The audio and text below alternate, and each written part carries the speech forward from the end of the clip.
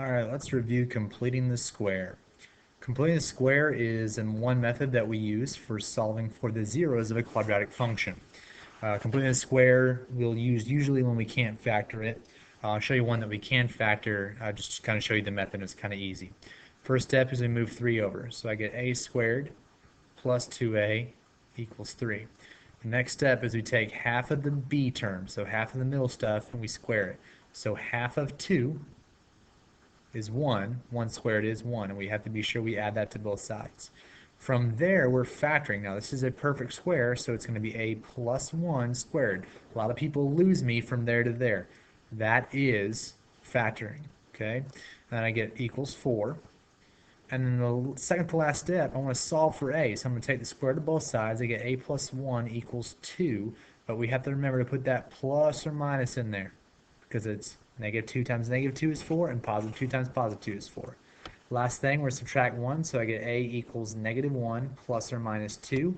And then I want you to be sure that if they're whole numbers, to go ahead and add them and subtract them. So negative 1 minus 2 is negative 3, and negative 1 plus 2 is positive 1. And that's essentially the entire lesson. I did a few more in class today, so I'll show you maybe one or two more, and then I'm going to let you go. Move 12 over. Keep doing that. There we go. So I get k squared plus 8k equals negative 12. Okay, and then I'm going to add, maybe you can guess here, 16 to both sides. It's supposed to be changing colors. There we go. Then I factor. Then I'm going to take the square root of both sides. And I get k plus 4 equals plus or minus 2. Last thing, move 4 over, and if we got whole numbers, which it looks like we do, once again, do a habit of actually finding those. So in this case, k is going to be negative 6, and k is going to be negative 2, because we're doing negative 4 plus 2, negative 2, and negative 4 minus 2, negative 6. And then we have the special case sometimes, like one in the back, like number 17, that if we have a number in front of b squared, we can't complete the square until we get rid of it. So whatever number that is, I'm going to divide. Sometimes it works out well, other times it does not. So I get b squared minus 2b minus 8 equals 0. And then from there, it's easy. Move 8 over.